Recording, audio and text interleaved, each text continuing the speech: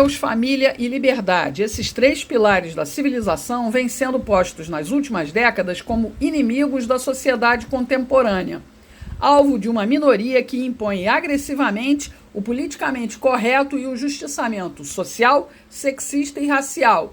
E muita gente prefere camuflar os valores cristãos na condescendência e omissão. Por 2 dias, um seminário na Faculdade do Maciço de Baturité, no Ceará, discutiu como o cristão pode ser sal e luz numa cultura autoritária. Há como resistir sem contra-atacar? Como é que o cristão pode enfrentar esse momento? Nós somos um movimento universitário, Comunhão Universitária Evangélica. A gente procura dar suporte a alunos cristãos, professores cristãos, que estão num ambiente que normalmente é hostil à perspectiva cristã, porque está muito aparelhado ideologicamente de uma forma contrária aos valores cristãos. E nós procuramos aqui mostrar como nós podemos pensar essas questões sociais, políticas, jurídicas, da psicologia, de todas as áreas, das letras, né, das áreas de saúde, como nós podemos pensar todas essas questões dentro de uma perspectiva cristã, traduzindo o que nós sustentamos dentro da universidade com os argumentos acadêmicos. A gente procura mostrar que nossa visão de mundo, ela é viável, ela tem a melhor inferência para explicar o mundo, os problemas, diagnosticar as situações e encontrar soluções. Agora, claro, a gente não pode chegar dentro da universidade e usar uma linguagem religiosa, ela tem a sua própria linguagem, tem o seu próprio código de argumentação, mas nós procuramos ajudar alunos, né, a fazer essa tradução, a colocar o argumento, né, dentro de uma forma que aquele que não pressupõe a nossa fé possa nos entender e possa se convencer. Sendo que nós temos visto hoje que o que era um problema dentro de um gueto, que era a universidade, está se tornando um problema dentro de toda a sociedade. Principalmente depois da popularização dessa ideologia woke, que era uma ideologia que começou no âmbito das ciências humanas, ela inacreditavelmente migrou para a área das ciências naturais, que era onde nós pensávamos que haveria maior resistência a ela, né? Porque inclui essa noção aí de gênero, que antipatiza a noção científico-biológica de sexo, e ela tribaliza a sociedade, divide, não apenas na questão de gênero, divide na questão de raças, e divide em outras questões, colocando o poder como salvador dessas divisões que ele mesmo produziu. Então, nós percebemos que o que era restrito a um gueto, o que era problema para uma fase da vida das pessoas, que era a fase universitária, se tornou agora um ataque constante, aquele ambiente hostil tornou-se o ambiente social, não mais só o ambiente universitário. Então, novelas, séries patrocinam essas coisas, jornalistas da grande mídia, né, se tornaram porta-vozes de tudo isso, e o poder político, que deveria cuidar, por exemplo, da saúde, até da educação no sentido tradicional, das ruas, da gestão da coisa pública, agora se tornou um doutrinador, que quer a todo custo incutir essas coisas. Então, o nosso movimento, ele nesse instante ganha uma altitude maior. A gente já não está mais só ajudando alunos, a gente está procurando ajudar a sociedade inteira a entender o que está acontecendo e reagir com inteligência e, ao mesmo tempo, com convicção. O jovem que futuramente, com um diploma universitário, ele passa a ser uma elite intelectual brasileira, não é? Mas ele vai também sofrer uma lavagem cerebral, como o jovem de família cristã e como o jovem que entra lá, mesmo sem ser cristão, mas entra, vamos dizer assim, virgem na universidade, ele pode se defender desse ataque, porque é um verdadeiro ataque. O senhor sabe, o senhor está num ambiente universitário. Eu dei aula por 10 anos, eu sei o que é isso. Essa doutrinação hoje, ela não é mais só dentro da universidade. Queríamos até que se limitasse a isso. Ela começa no ensino fundamental, com imagens sugestivas. Ela entra no ensino médio de uma maneira extremamente militante. É impressionante que livros didáticos do ensino médio, do ensino fundamental, estejam entrando nisso daí. Então, nesse momento, é a família que tem que dar assistência. Como? Os pais têm que ler o livro que os filhos estão utilizando. Ele tem que perguntar ao pai, à mãe, todo dia, o que é que o professor falou, como é que o professor interpreta isso e tal. Ele não pode se antecipar, mas na medida em que ele sabe que isso já está ocorrendo, aí é a hora de ele entrar e esclarecer o filho, e mostrar, e dizer por que aquele ali está errado. Então, tem um trabalho que realmente vai depender muito dos pais. Importante que os pais, por exemplo, que percebam isso na literatura didática, no que está acontecendo na escola, procurem descobrir outros pais que também tenham o mesmo pensamento que o deles, conservador, para que também eles possam fazer uma manifestação coletiva de reação, né, reagirem ao colégio, porque o que está na Declaração Universal dos Direitos do Homem, de 1948, é que os pais, eles têm direito a que o filho seja educado numa educação condizente com as tradições da sua família, que não seja ofensiva, né? Nossa ordem jurídica também, teoricamente, sustenta isso. Então, é preciso que haja essa reação, é preciso que haja essa manifestação, é preciso que essas coisas não andem sem encontrar no caminho pedras, que nós vamos colocar, né, dificuldades. Então, é preciso, primeiro, essa articulação dentro da família. Dentro da universidade, né, o nosso movimento, ele tem professores da área médica, tem professores da educação, professores da área de física, matemática, da química, da área de linguística. Nós temos no nosso movimento professores de direito, como eu, e diversas áreas. Então, o que é que nós procuramos fazer através da Comune? Nós procuramos fazer o aluno que ingressa na universidade e é cristão ter acesso à literatura que trata dos assuntos acadêmicos que estão sendo abordados numa outra perspectiva. Procuramos indicar autores que têm respeitabilidade.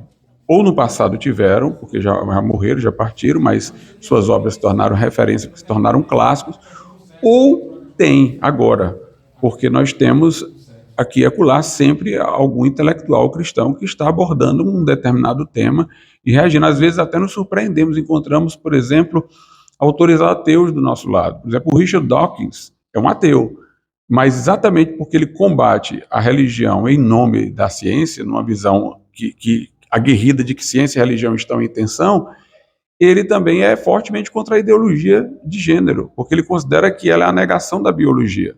Então eu posso ter um aporte num autor desse aí, pelo menos para esse fim, né? E interessante que ele agora vem dizendo que é um cristão cultural. Eu não sou um cristão convertido, mas eu aceito que a cultura cristã, para nós, é a melhor. Por quê? Porque ele está vendo que a cultura cristã não impediu a ciência, mas essa outra cultura está acabando com a ciência. Então, eu tenho que descobrir referenciais desse tipo, né? Eu tenho que ir atrás de argumentos, eu tenho que ir atrás dos divergentes, para que eu possa também me posicionar, citar pessoas que o professor não vai poder desdenhar delas, porque tem respeito. Então, a gente procura dar esse suporte, né? Criar um discurso alternativo academicamente legítimo e que tenha essa força de resistência. Procuramos também aglutinar os professores que são cristãos, exatamente para a gente ter essa integração, esse fortalecimento, esse companheirismo, né, esse apoio mútuo em tempos de tensão de cada um dentro do seu grupo acadêmico, e procuramos também levá-los a ajudar os alunos nessa situação. Então, é muito importante que aquele que entre na universidade não fique pensando, ou eu tenho esse discurso aqui, que é o único que vale aqui dentro, ou eu tenho o discurso da Bíblia que vale na igreja e não vale aqui dentro. Então eu estou entre dois mundos, e aí ele vive em um de um jeito e outro do outro. Não, existem autores que, por razões que não sejam diretamente alusivas a textos, por exemplo, da Escritura, discordam daquelas coisas que aquele professor está dizendo, em nome do bom senso, em nome da natureza das coisas.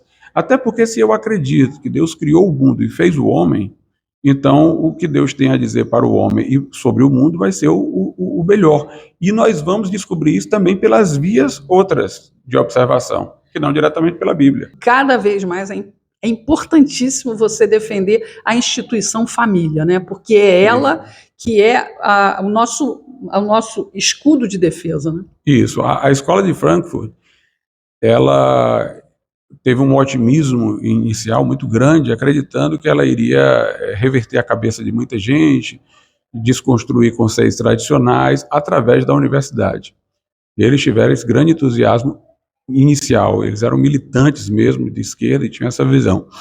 Mas depois eles perceberam o seguinte, bem, a nossa grande dificuldade é a família, porque o tempo que a pessoa passa na universidade é um tempo pequeno, a gente balança a cabeça dela, confunde, mas as tradições familiares são mais radicadas nela. Quando termina a faculdade, elas voltam para a família, aquilo volta a aparecer e a gente não venceu.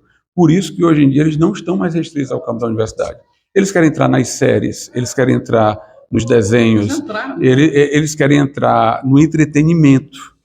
Por quê? Porque eles viram que a universidade não tinha a força que a família tem. E querem desconstruir a família de toda maneira.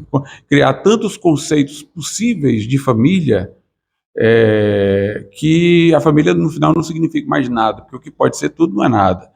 E querem ao mesmo tempo também subtrair a autoridade dos pais sobre os filhos, né? E criar esse conflito de gerações, né? Entendeu, né? Família sempre é a nossa melhor defesa. O professor Rui Martinho também destacou que o sal é o elemento que preserva a verdade. É da essência do cristianismo ser o sal da terra, o cristão ser o sal da terra e a luz do mundo. E o sal preserva e tem funções, tem papel na fisiologia, papel importante, inclusive, nos batimentos cardíacos. Então é vida também, além de ser preservação e sabor. E o desafio que nós enfrentamos agora é qual é o alimento que nós vamos salgar. Certamente o cristianismo não tem nada a dizer sobre questões técnicas. Então não vamos nos pronunciar sobre matriz energética ou coisas semelhantes. Mas temos a dizer sobre valores, os valores do cristianismo. E é parte destes valores a vida, a integridade física e a liberdade, porque não há como conciliar o cristianismo sem esses três valores. E a defesa da liberdade não é uma liberdade específica. É claro que existe uma hierarquia de valores, é claro que a liberdade de consciência manifesta na liberdade de expressão, é uma das liberdades centrais, mas todas as liberdades se conectam. Então, nós, como sal da terra, defendemos as liberdades.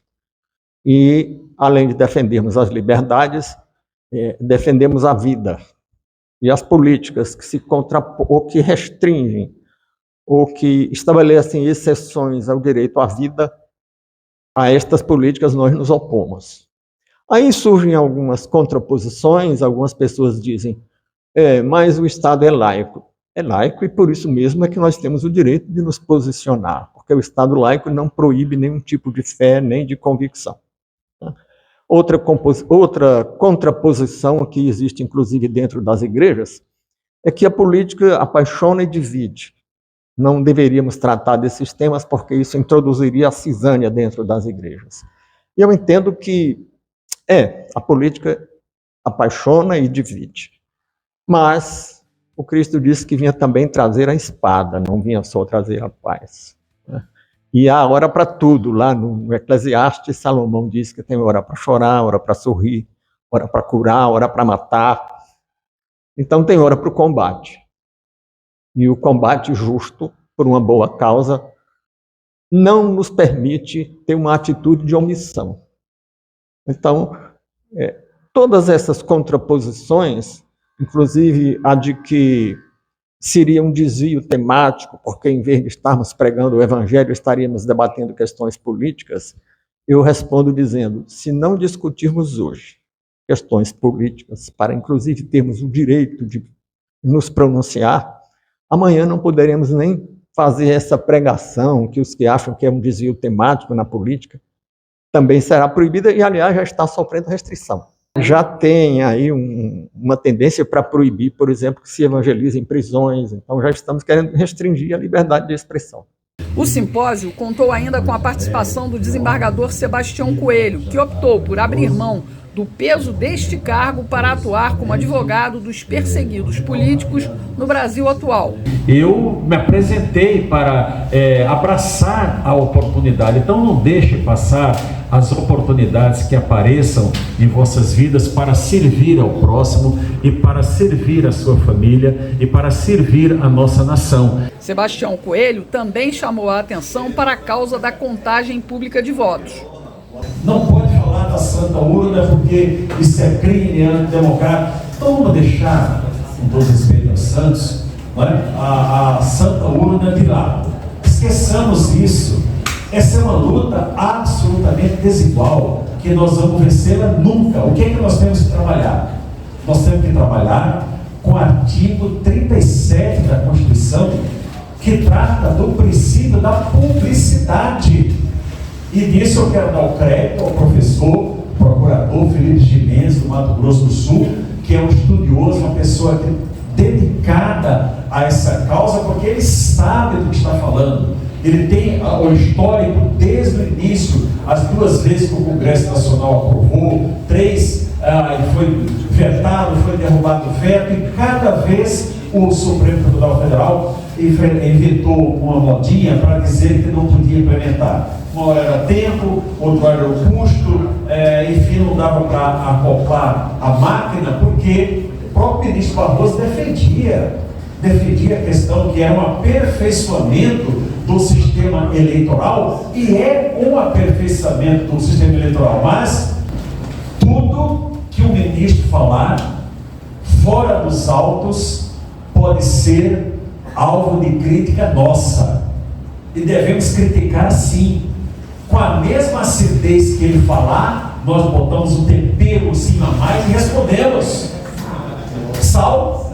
salgar, e vamos devolver, porque é um direito nosso. Eles querem nos calar, porque eu me tornei um sujeito incômodo na atualidade, porque eu falo, dou nomes. Então a questão da urna eletrônica, que ficou toda essa confusão, por que o Supremo deveria parar com a resistência? Para trazer a paz social para a nossa nação. Quando a metade, vamos colocar assim, da população desconfia de alguma coisa, nós temos que tomar uma atitude para que essa metade que desconfia passe a confiar, e não haverá mais nenhuma contestação. A contagem pública de votos, ela é uma necessidade do nosso país para a paz. E aí, gostou desse conteúdo? Pois é, então você já viu que aqui é um novo canal, eu estou recomeçando do zero, por isso eu preciso da sua força. Deixe um like, faça um comentário, compartilhe esse vídeo, se inscreva no canal e clique no sininho para receber as notificações dos próximos vídeos. E você sabe, tudo isso acontece porque eu perdi a monetização do outro canal, eu fui bloqueada, eu fui banida, mas eu tô aqui de volta. Eu podia estar roubando, eu podia estar matando, mas eu tô aqui pedindo Pix, uma força de você aí para poder continuar o meu trabalho. Qualquer valor, você sabe, me ajuda muito e eu agradeço de coração. Até a próxima, pessoal!